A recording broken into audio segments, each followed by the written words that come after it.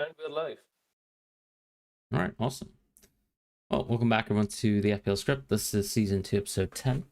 We're looking at the international break being over, heading on towards making some moves potentially. Are you eyeing up any moves for yourself, JD, this week? Yeah, hi everyone. So we discussed our Gameweek 7 teams last episode, so we don't need to go over that again.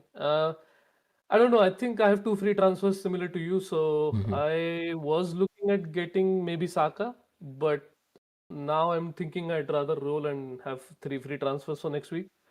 But that does mean playing Elliot Anderson versus Chelsea. So I don't know how thrilled I am with that. But Gabriel is rising in price every game week. So if I go through with the Saka moves, I will have zero in the bank with the Champions League game to go. So I might lock myself out of the Gabriel move if I do that. So I'm rather thinking to roll, even though it might not be the best idea on paper. But we'll see closer to deadline. What about you? Yeah, I mean, it's tough in my position because I think I'm so over invested into the forwards that I don't really have like a clear path to making a move this week. And even if I do make a move this week to a good asset like an Enzo or a Sar, I think it's not like super additive this week. So it's one of those ones where I think for once I'd actually prefer a little bit more information on certain players that I own, because I still think there's like a couple picks within my team that are just generally speaking a little bit flimsy. I know who I want to get into, but it's not so clear who I'm selling as a make weight for players like Enzo and Sar. So I'm almost in a bit of a waiting room now, and have decided to kind of not pursue a move for now. So I'm leading a role, but maybe some press conference news, maybe something, for example, like about players like Mateta in my team could spur me to make a move, but I'd also have to be super confident in Enzo and his minutes, that kind of thing. Yeah, that makes complete sense. I too am looking at Enzo. Perhaps like I could do Elliot Anderson to Enzo and roll the other free transfer. So maybe there is something to be said about that sort of a move. Yeah. But I don't know. I just would rather wait till the Sunderland game to get Enzo if that is the case. So yeah, really trying to see if I can hold on to those to that free transfer this week. But maybe I'll change my mind closer to deadline. Another thing that you don't need to worry about is, I guess, the Gabriel prices as well because you Oh, already right. own him. Okay. Yeah. That's pretty good and convenient. So the reason, again, I sent this to Fran. I'll probably post this on X tomorrow. But the reason we just compared this or today's numbers with last week's was to see if we have any sort of movement, which is always interesting to see, right? There's like almost nothing that has happened other than Watkins getting injured, maybe, because his numbers have disappeared, obviously, from season-long data. So I just use whatever it was on October 9th just to compare, but obviously, as of today, the data is not available. So an addition that we made to this was adding goals left and assists left. So we can actually see like how, because we want to target players who are projected to get more goals and assists, right? Obviously. And so rather than doing the mental gymnastics of, oh, he's gotten 9 goals and so subtract 9 from 29.5. Yeah, I just did it because it looks pretty good as well. It I'm does not look gonna good. lie. Yeah. Like I thought initially, yeah, I thought initially it would look pretty bad. Like it would be over cramming a lot of information into this sort of graphic, but it turned out to be pretty good. So shout out to FPL Broccoli who every week was commenting on my posts to add this. Uh, yeah, the one big thing that stood out to me obviously was the sudden rise for Bowen, and it Mm. makes sense because obviously Fulkrug is out, so the share has been split between him and Callum Wilson. So Callum Wilson, when we go over to the next page, I've added him as well to the graphic. He's had some rise in goals and assists as well, which is to be expected. So it's interesting to see how markets are perceiving Fulkrug's absence and how that impacts Bowen. What are your thoughts when you look at this sort of change? Yeah, it's interesting because I think from memory, I'm not sure if Bowen's positional share had a huge impact on his XG, like when I was looking at his numbers in the past. Yeah, that's the thing. Absolutely, you're right about that. Yeah, yeah. On understat, if you check, I don't think there's a huge shift. Not at all. I think if anything, my recollection was that yeah, some of the numbers were actually potentially Worse, better right? on the right. Yeah. Oh, Yeah, yeah. or I meant worse in a forward the position. forward. Yeah, like you're suggesting. So Yeah.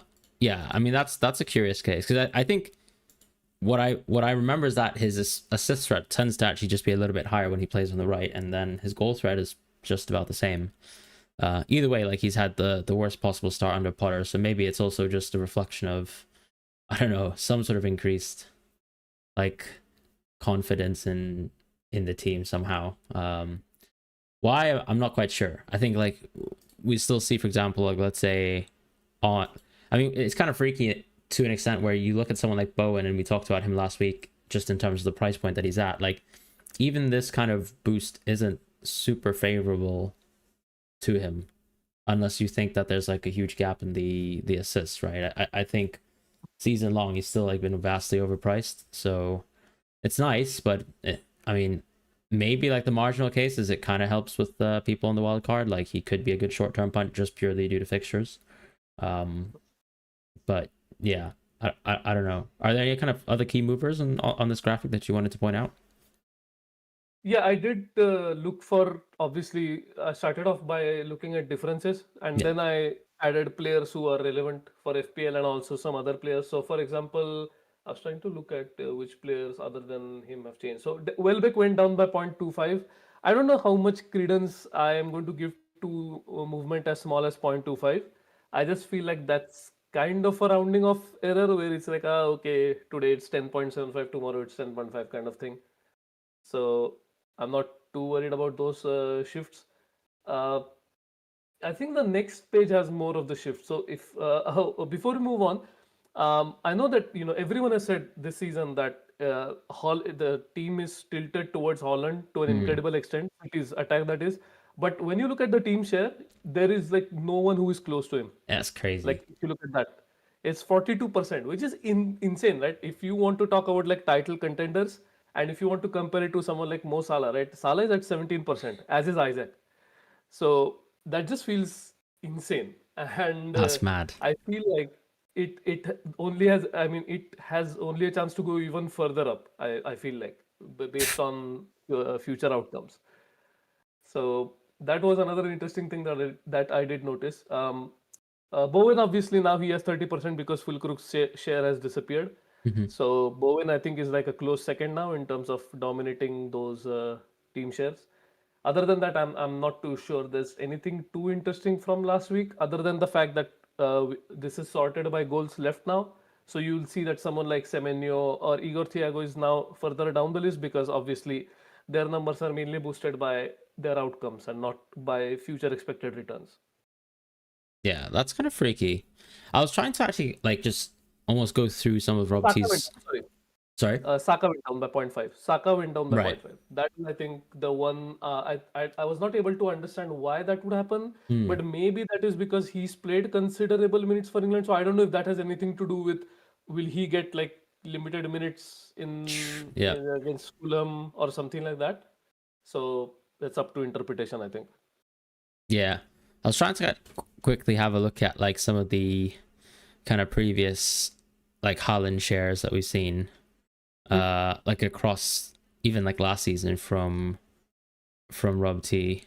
But I think like that team share seems to be relatively consistent anyways with Haaland. But if anything, I think what we're seeing this season is just he's a bit freakier than usual. Yeah. So that's pretty interesting. It's a bit of a shame that there's not too much movement, although I mean we covered I think a lot of the changes last week, and I think Yeah. a lot of them sort of just reflect the overall unfortunate state of the game. Like you really don't have a lot of good options to choose from kind of expensive price points like in the midfield and attack like forward positions. It's pretty dire. Yeah, like you actually have like someone like Watkins who's like so close on pace to some of the other picks. I mean, that's that. Even Isak, like I just don't believe the minutes are there in the short term still, and this is like Yeah, I Liverpool's don't best run. know. maybe they have the markets are reluctant to perhaps nerf the numbers a lot because they feel like they want Absolutely. to maybe cover themselves in case that Ekitike gets injured or something like that happens, where that would perhaps nail Yeah. Isaac's starts for the foreseeable. So I do understand why they're doing this, but I think, like you said, I mean, the minutes are just not there, and so these numbers can say whatever they want. I don't think it's going to pan out in this manner unless we get something that would force his minutes to go up, which could easily happen, right? Agreed. All right, shifting over. Any changes on this graphic? Obviously, this is kind of like the next tier of players. Yeah, I also managed to fix the scale. So now it's not variable. So it is still considering 30 as like the zenith and scaling everyone else accordingly. So you'll see that most of these are like towards the bottom end of the scale. Uh, Enzo obviously is something that people are talking about, and you also mentioned him initially. So yeah, Calvert Lewin went down by 0.25. So looks like all that hype is generating a whole lot of nothing, or not just nothing. It's generating negative XG for him already. So looks All right. yeah, there's something to be said there. Other than that, I mean, Kuna also went down, as did Shadow. It's just like these changes by 0.25. Uh, I'm just trying to make sense of them, but I don't think I have any idea as to why these happen. I also feel like this could be like a function of what time of the day these odds are captured. But again, because I'm not doing this for every second, I can't compare it to like every day and every single minute to check if I'm right with this. Yeah. So we'll have to chalk it off to randomness, I think. Anything that stood out to you, perhaps, out of all this? Is S? Did we talk about Esteban last week? No, I don't think so. I didn't Okay. include him in last Right. week's graph. Yeah. I mean, he's like the new entrant, right? I do Yeah, think he's up. He looks freaky so far, um, but he almost needs to just get minutes. So yeah. until that happens, there's not much to discuss. But he's definitely interesting from that I guess like point of view for me. Like just later down the line, can he be viable? But it would almost need like a Neto injury, but that's possible, right? Other than that, I don't know. I mean, it's interesting to see how bunched up a lot of the midfield picks are. Like I think we don't own a lot of the picks here that we would like to own, but I don't think the picks that we presently own are too far off. Um, like if you own a Reinders and not a Minte, if you own, I mean, even Reinders now compared to like an Enzo and Sar, and if you want to kind of hold this week, I don't think it's the worst decision. Like, sure, of course, Sar looks incredible, and I think we do still think Sar is like just generally across the board underrated, right? But there's Oh yeah, AFCON, for sure. sure. Yeah. But yeah, I feel like there's not too much to be worried about. I mean, one player that I was thinking about, and I think we kind of discussed him last week in terms of X-Men's, was just Timber, right? I mean, in your position, because you're kind of looking at Gabriel. I mean, have you ever thought about Timber yourself? I did, and this happened to be last season, right? I think I owned Timber for a sizable portion where he was in and out of the team because of his ACL, and ultimately he did end up getting the surgery. So I, it's not about that, but it's just in general about it could change at any minute. Not because of his fitness. I just feel like the options could easily become available, like White, for example. And like we discussed last week, we still don't know where Hincapié comes in, right? So, and of course, he's not going to come into right back. Yeah, So I'm not trying to justify that. yeah, But it's just, I don't know. Like I get this sense that you either go Gabriel or it's not worth it for now. And I don't want to keep spending free transfers on the Arsenal defender spot. So I do understand that this might be a good time to maybe go for Timber, given that I've already missed out on two Gabriel price rises because he's now 6.3 instead of 6.1. So there is an opportunity there, but I just feel like that is like just the same sort of justification I was using last season where I could not afford Gabriel, I believe, or was it Saliba, the second Arsenal defender? And then I went Timber because I was like, okay, I don't have the team value, so I might as well try to gamble on this. So the expected value is not there, so I don't see why I'm going to go for it. But I do understand why people are going for it because we discussed this last week, and the minutes are there for now. So people might feel like I'm self-contradicting, but it's not that. I'm trying to think long term because I don't want to keep spending free transfers. So I'll probably buy Gabriel next week, if not this week. Okay, fair. So, Yeah. like, okay, when you say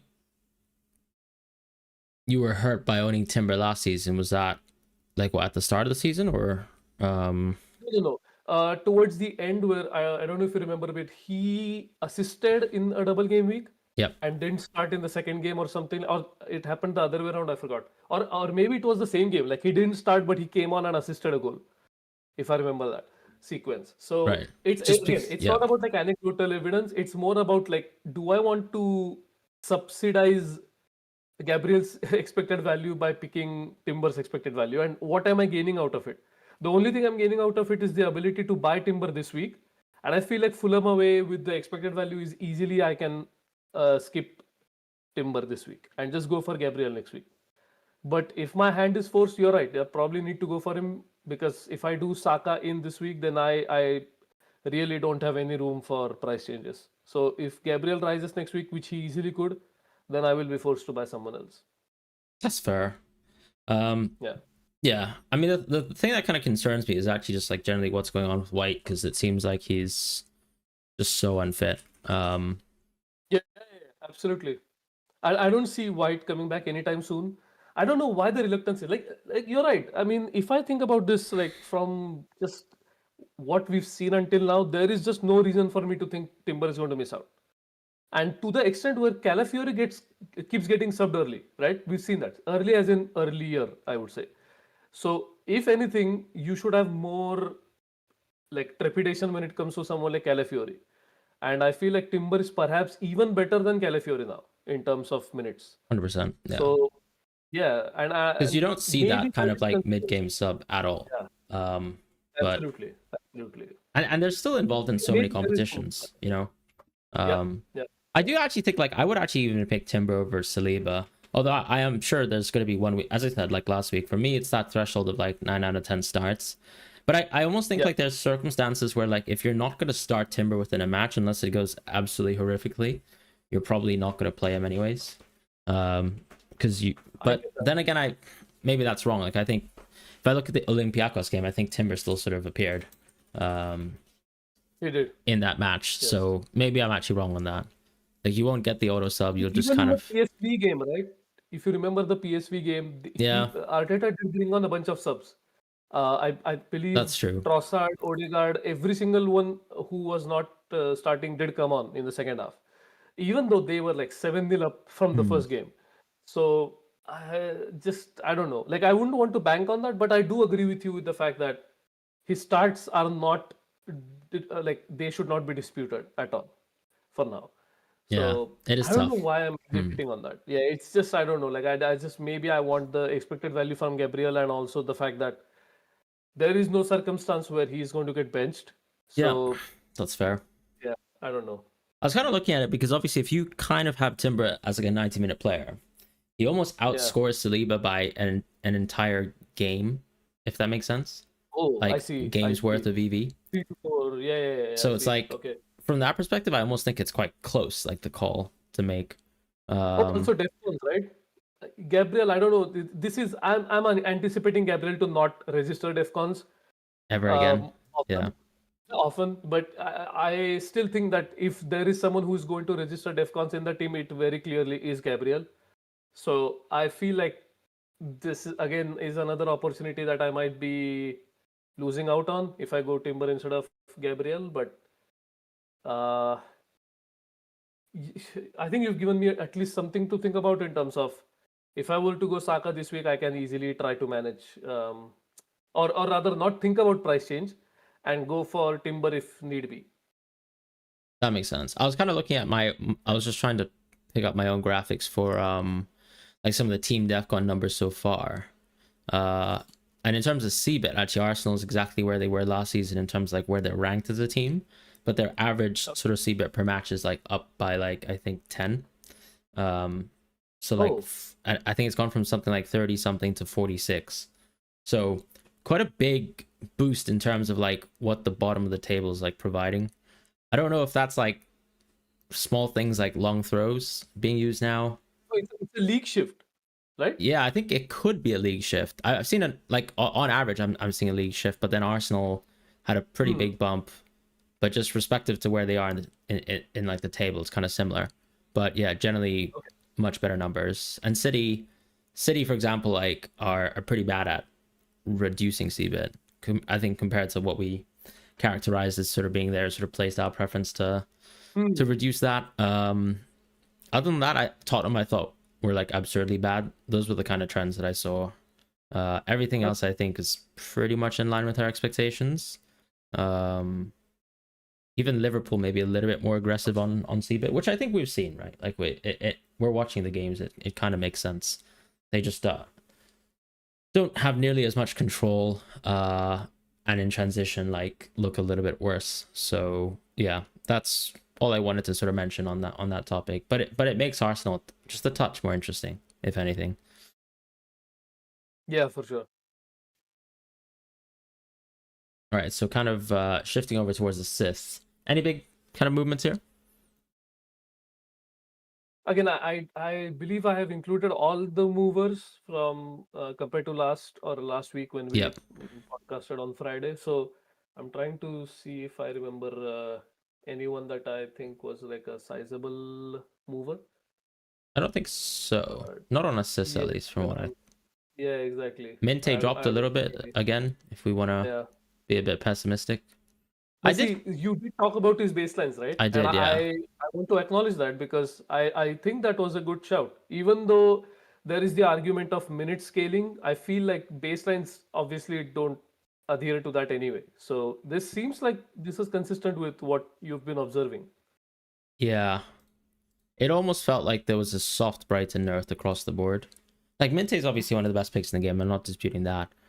Yep. I mean, I'm pretty in love with him, but yeah, it did seem like there's a bit of an overall nerf, maybe towards Brighton more so than him, because I think when you're kind of looking at the underlyings this season, he's having a good year. So I'd be quite surprised if it was sort of just related to him. And I think it even goes back to your Welbeck point, right, where there was that shaving of the Yeah. 0.25 goals, maybe. Same Um, for Mente. yeah, Yeah. feels like that's kind of getting included in there.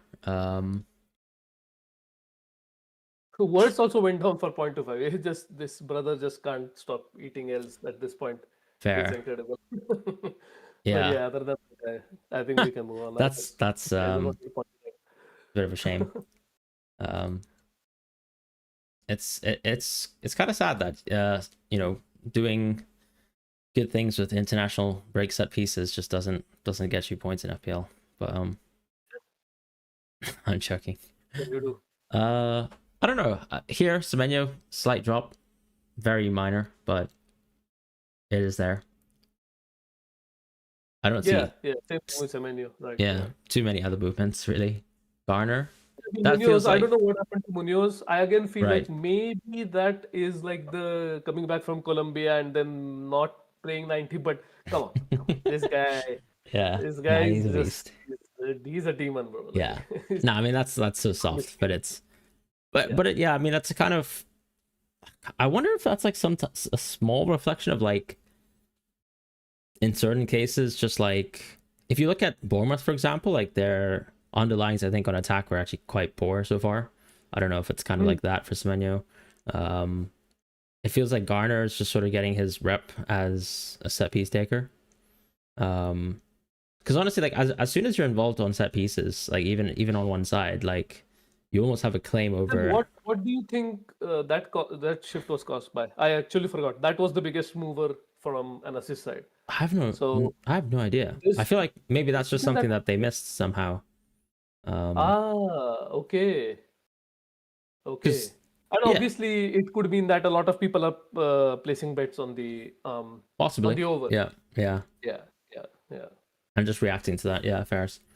yeah, Um, yeah. DCL, another soft nerf here as well. Fairs. Yeah, see, I It's like told you that. this. It's like that. Yeah, Ah, it's a you're not buying shame. him, right? I'm not buying him this week, Okay, but okay. I could be buying in the future. Yeah.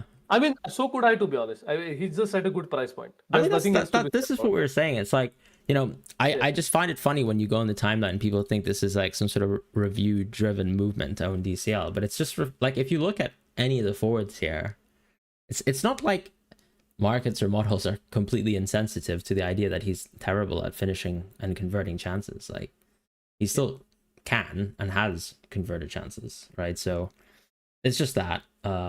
And then when you look at the price point, I did mention. Sorry. yeah, go on. No, I was going to say that's why I mentioned last week that even if you see that his projected goals are 8, you could easily claim that markets are thinking he'll get like around 10 xg, Yeah, even if he's like the worst finisher in the league, which is still 100%. okay, right? Yeah. It's still good. What's So your kind of, so on the finishing skill chart that you have, what's the kind of yeah, multiplier for him in terms of how bad he is? 0.8. That's why I said Yeah. um, Yeah. he's around 0.8. And Yeah, I think even if you want to be like extremely harsh to him, like say he was a 0.7, right? yeah. And I Even think if you do that, I think he's on like 0.34 XG per game. You know, we're realistically saying like you've got 30-ish games left of Dominic that's what I was Calvert-Lewin. going to say. Yeah, That's it. exactly. That's Yeah, that's your 7 goals, you know? exactly. Um Yeah, yeah, so I don't, I think, yeah, it's a bit overblown. And he's really just your 8th attacker, you know, in he much is. the same way that I don't know an Elliot Anderson is or a Dewsbury Hall is, right? You don't really Anderson. To be fair, I mean, I think we probably had better expectations for him, but also I think he's one of those picks where, similar to kind of some of the Leeds players now, where it's like because they had an absurdly good run of games, it was obvious to play someone like that every single match. But if you look over a course of an entire season, like that type of player is not going to be nailed on to play every single game, compared to, let's say, an Ismail Assar would be, where you just bench him on the one bad game versus Arsenal away, something like that. Just wanted to make a point on that. Yep. Shall we just move on to X-Mins? Or should we discuss Yeah, captaincy? we can do either way. I think maybe captaincy is pretty All right, even, I was going to say, but I don't know what your pretty thoughts are. even. It's extremely even, right? I think, Yeah. and most people are really only considering from the top 2. If we're being Yeah. fair to, I don't know, people who aren't bored of permacapping Haaland, or have Salah in their team. I mean, I guess if you had Salah in the team, and it's not a huge if, right? I mean, would you go Salah in this case? Yeah. Yeah. Yeah, I would. It's kind of I just think so. your average free risk, painful captaincy, set in motion. I mean, yeah, we did so, and I don't think anyone can challenge us on this because we did go through with captaining Palmer against Leicester, Plenty of even though it times. was. I Yeah. mean, of course, but I'm going to say like the last one was the most painful I one. mean, And Even West Ham, sorry, like this season. I don't know. Did you go Palmer? no, I didn't. Oh, you didn't. Okay, fair, fair. Yeah, Yeah. yeah. So See, yeah, see, you did actually take that risk again. yeah, Unfortunately, it didn't work out. yeah. But also, you slid in Gyok here, like I wouldn't notice, which is crazy to What do you me. mean I But slid in Gyok here? oh, Like, what is that supposed to mean? hey, hey, shout out to Isaac and Gyökeres, by the way. Right. Yeah. I mean, it's fine. They only get to play some much much tougher Premier League opposition this weekend, um, than Kosovo, and who else did they play? Was it? They played Kosovo twice, right? And they lost twice. I thought they played Switzerland as well.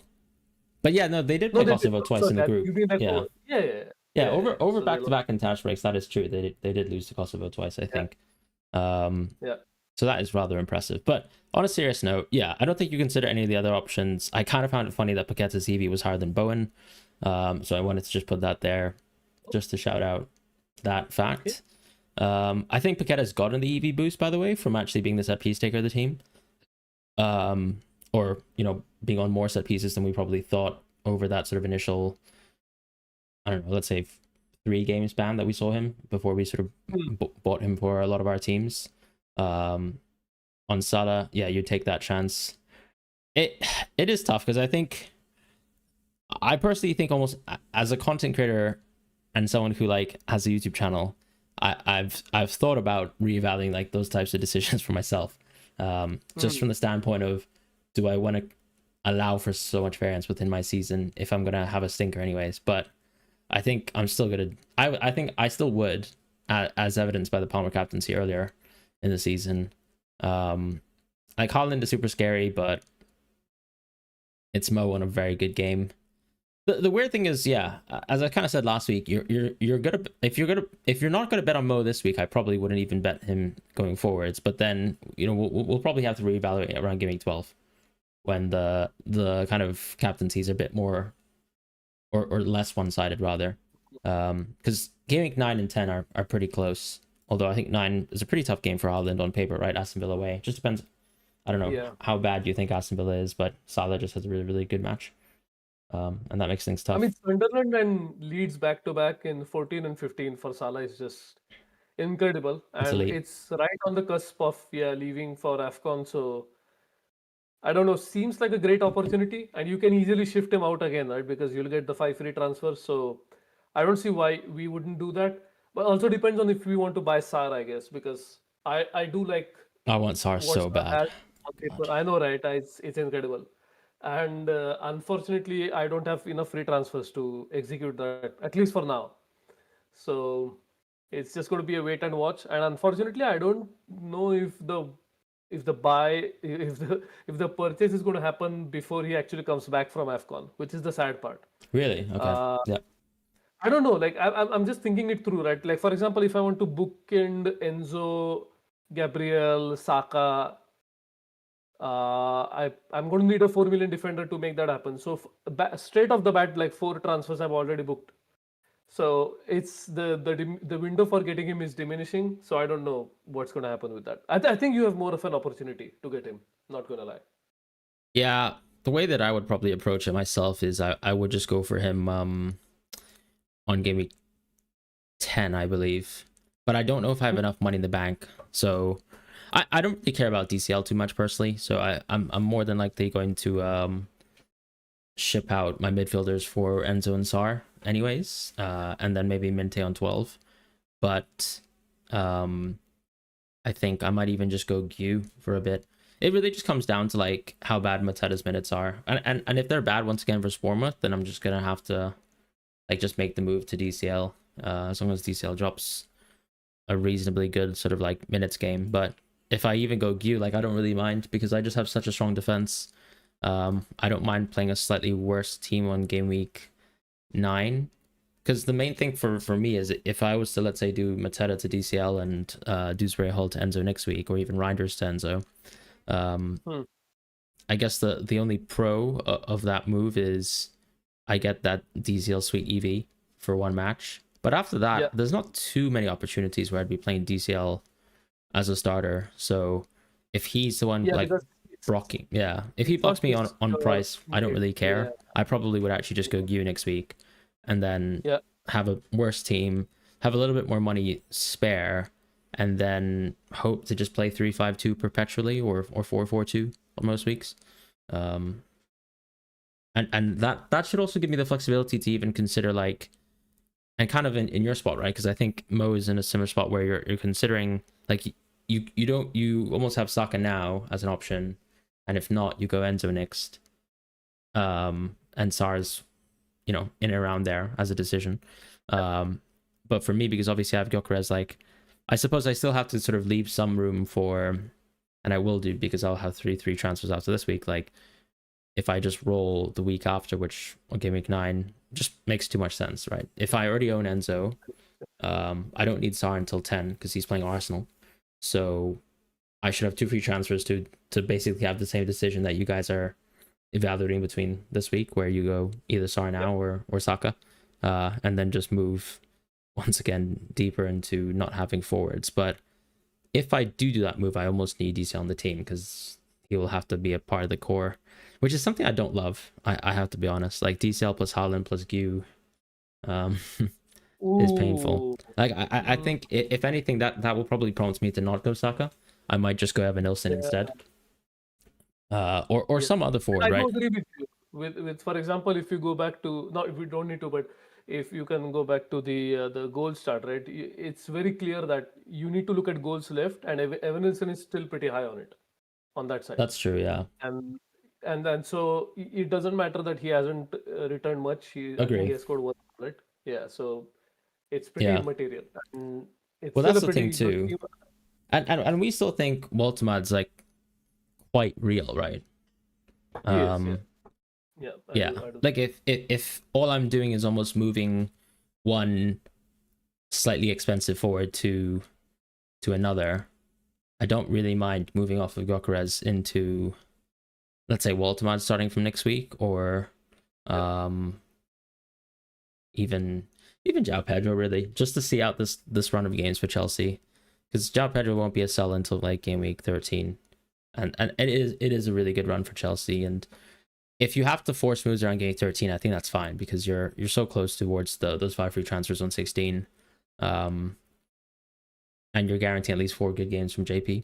So yeah, there's that there, because I think all the budget options are just awful. Like, I think Strand Larson feels overpriced. Thiago, you're still seeing reduced minutes, even though he's actually getting the chances that we kind of criticized he might not be able to do as someone coming from a different league. But for the most part, like, he's gotten pretty decent XG, NPXG even. And I mean, like, what, Gyoks probably had a pretty mediocre start anyways to the season.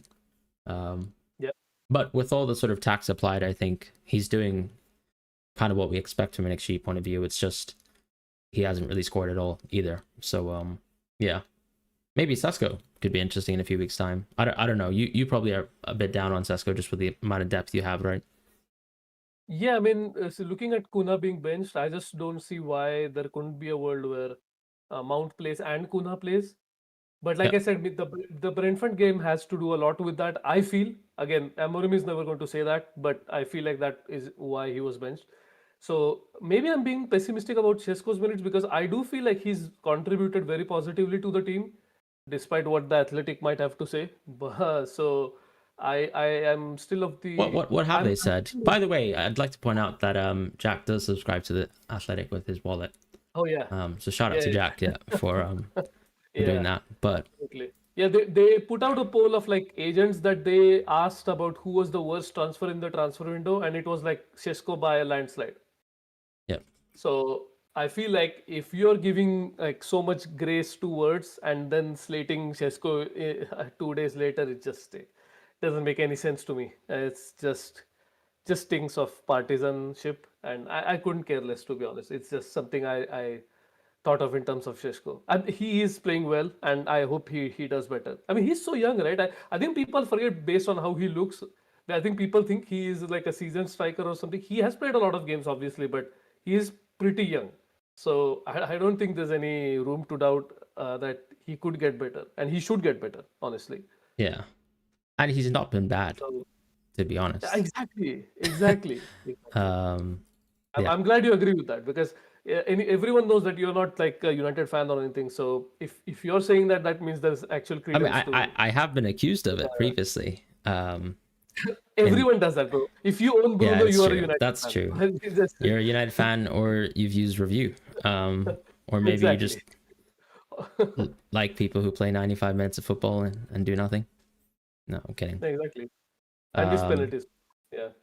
yeah, that's true. That's part of the package. Yeah. Um, Anything new from X-Men's? Obviously, we discussed the Fulkrug injury, but other than that, Not really. I think, there's an element of like there's a Palmer waiting room. Um, like oh, was that a reference to our previous episode? Because a bit, but I mean, football like, waiting. I don't know. Where do you actually sit on someone like Reinders? Because I'm curious. Because I don't think we Oh, discuss Reinders last the week. sub. No, Well, no, I no. think I I think think I kind of discussed like where the subs can come from. But I think, yeah, the main sort of issue has been Savinho coming back. Just means that a lot of the wing subs are now just like wingers, not Bernardo Silva. yeah. And that's kind of hurt Reinders. But if anything, like, I think everyone's going to get hurt like in the run up to um the rest of A like busy schedule. the season, Yeah. basically, since City, yeah, as you said, have to kind of fight on that UCL front too. And dropping points is such a big issue with the Champions League now, especially like with both Liverpool and City, right? Because like Liverpool losing a game almost feels like they have to go full strength a couple more times than they anticipated. City drawing to Monaco is another sort of, I think, kind of reflection of that, because City's games I think are quite good still, right? And then Yeah, they and become a I bit think for tougher. example, the next game is Villarreal, which is like you can easily rest some of your players and still win. But I don't think Pep is going to do that because based on last season, he needs to keep going with his strongest 11. So I don't think that's going to happen anytime soon. Fair, yeah. Oddly, like Reinders' EV has held up like just incredibly on. It has, but my question to you was going to be when you mentioned like you were going to sell one of Dewsbury Hall or Yeah, Reinders. I was going to ask you why you would not sell Reinders just off the bat because yeah. it feels like getting more money out of that position, and It's also you miss the potential price drop because you can't afford a price drop on him, right? If I remember correctly, you got in for 5.6. in certain moves, yeah. Like I don't want to take that price drop for sure. I agree with Yeah, that. So it almost feels like he's most likely going to drop post deadline. I don't think anyone's dropping him this week. So yeah, definitely from an Gameweek 9 transfer angle, as long as Enzo's alive, like Reinders will probably lead my team. And it's not even because Reinders' EV is bad or his minutes are bad, but also just he's not super playable over a run of games which spans like Liverpool, Newcastle, Fulham away, I believe. So Hmm. in a world where I think you're baking in that you have a lot of free transfers, I think he's okay to kind of go in and out between. But it comes down to like whether you actually think the structure of your team is good, right? Like I think the luxury of being able to move between like these sort of 5.x million players, it purely comes down to whether you actually have a good team or not that allows for you to make moves. If you don't think you have a good team, like then obviously you kind of need to set up a little bit strongly for being able to make like 2 free transfer moves, 3 free transfer moves. But yeah, I think in my spot, because I'm unlikely to actually go Salah and use 2 free transfers there, and I think even the Saka move as discussed is a bit boring or sideways for me. I think I've got flexibility to move off of Reinders sometime soon, so I'll be looking to do that myself. In the meantime, I think Shannon had to do an emergency exit. So why don't we just No, I'm here. I'm here. I just Oh, had to move sweet. out of frame. Yeah. Just give me a sorry. Well, I kind of thought I can just do some Q&A because I think we're Yeah. close to calling it quits for today. But Waleed had a question in chat, which was he's got Cunha. Is he a sell? I think he's a sell for sure. Unfortunately, right? This is Liverpool anyways. But I think Mount being back and Mount actually playing well, as we discussed last week, is hurting Cunha's minutes a lot. So I think just sell. Just buy Sarr. You'll never feel bad about owning Sarr. You'll never feel bad about even owning Enzo, I think. These are key players for their teams that play good minutes, and you'll always have extra money in the bank because they feel extremely underpriced at their sort of price points. Yeah, I do agree with you. I just feel like his price point is not great. Like you could easily get a like money out of that spot and get a better player in that position. So any one of Enzo, Sar, Minte, I would easily go for them over Kuna right now. Yeah, totally with you there. Yeah. Maybe if we just kind of quickly go back to X-Men's, is there anything that you wanted to discuss? Anyone interesting? I was trying to think of like I think Reinders was a great point because we did forget to talk about maybe not forget, but Yeah, I we don't we think we probably did, will but be able yeah. to for this week. But I'm trying to think of like if there's any other player who we would want to But think about I because want to obviously say like someone who actually interests me, but I'm not sure if he's like absurdly optimal. But I think Arias could be back at 5.2. oh, okay, why is that? He's just dropped 2 90-minute games.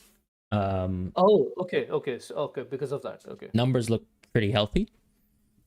I think he's interesting, but then there's always that kind of issue of where you own a player who's so unplayable in certain matches because of the team strength gap. It almost reminds me of actually looking at Bowen's kind of expected value right across models, where for that sort of price point, as soon as West Ham actually have a bad run of games, it feels like Bowen's pretty unplayable. Like he's actually, his expected value within certain matches almost is worse than like a bad a good def corner with a bad game. So Yeah. that's kind of the issue with Arias, where he's clearly someone who like demands rotation. But I just wanted to point him out. I feel like there's a bit of uncertainty around like Fulham and even West Ham, and even Tottenham's kind of striker positions. You know, Solanke's pretty far out because I think he did surgery. Go on. Alderete got injured. Yeah, that's I think true. that's the Yeah. big piece of news. I think a lot of people have owned him and I think maybe planned on bench boosting with him. So do watch out for that. I don't think he is going to play this week unless there's like something dramatic that comes out that maybe he had to travel back and he was declared fit or something like that. Yeah, that's true. Yeah, like sorry, coming back to your striker position, I don't know, man. Like Richarlison would have been such a great sort of sweet spot, right, to buy, but it's just like Tell can start at any moment, and I don't feel comfortable anytime going for someone like him. So it's a real shame because that would have been a great sort of punt, given that he probably is also on penalties. So yeah, just can't go there. And yeah. do we have any updates on Muniz and Jimenez? Do you know if any one of them is going to be Not at back? all. I think the problem was last time out when what's the guy? Silva, sorry. So when Silva was actually discussing Muniz, he didn't give a timeline. Oh, So that was extremely helpful. But I think the positive is that I can't remember the journalist from Fulham, but he tends to always ask questions around availability and like players who are FPL relevant. But I think the timeline is probably going to be November international break, like before November international break for Muniz. So okay. it's not great, but it seems like he's out for a bit, and obviously Raul is potentially out too. So you know, we'll see that situation. Plus Lukic is out. Like they've got so many issues, that team. And then with West Ham, I mean, there's generally a possibility that like Marshall could play, right? Or am I Yeah, trolling? that's what I was thinking. Like Yeah, Callum Wilson, I would not bank on him at all, given his age and I don't know. Like we've not seen any indicators that in the absence of Fulkrug, he's going to be playing close to 90.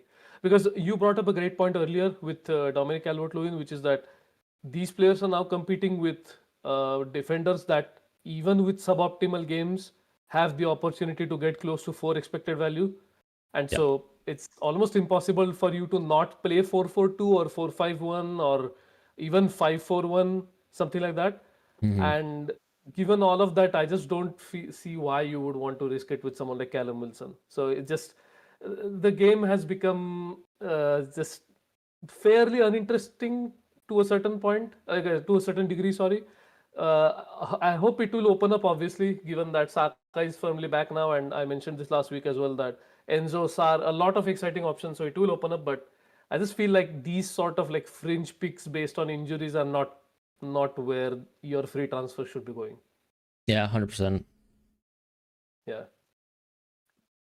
All right, I think we've covered most of it. Yeah.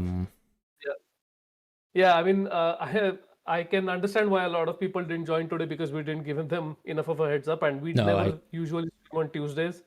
So I can understand why. But yeah, I hope people have enough of a chance to rewatch the stream because I think so, hopefully and we hopefully don't us have like any doing it early has. I think there's also international football. To be fair, like a lot of there is always. Yeah. England fans, I'm sure we're Yeah. watching The them game beat. just ended, right? I think. It just did, yeah. So those 5 goals as Yeah. they scored as well. Yeah. Spain scored two against Gibraltar. I remember. I know. Oh, four. Oh, sorry, Bulgaria. My bad. Not Gibraltar. Bulgaria. Yeah, Marino had a brace. He's Nice. just amazing for us as He's a. crazy.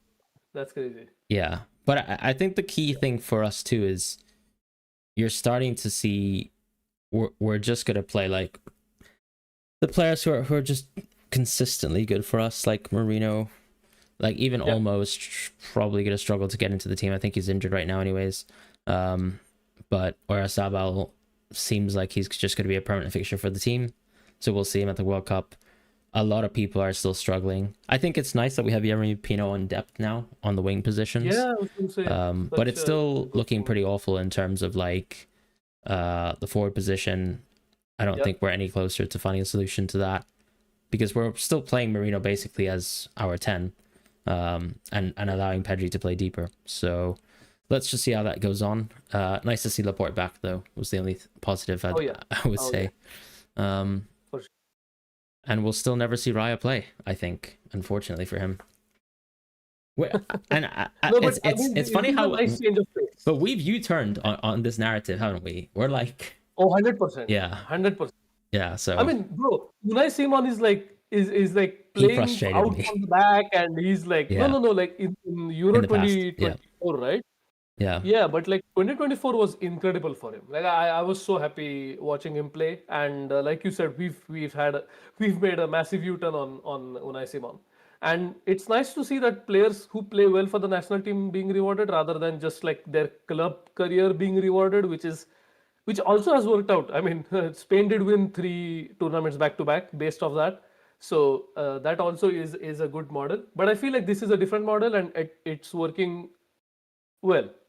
Like someone like Grimaldo never getting a chance over someone like Cucurella, because obviously like Cucurella is just a monster, especially for the national team. So yeah, just I feel very optimistic, but like you said, like the forward spot is just crazy right now. Like we definitely need. I don't know from where we're going to get it, but we need some sort of divine intervention.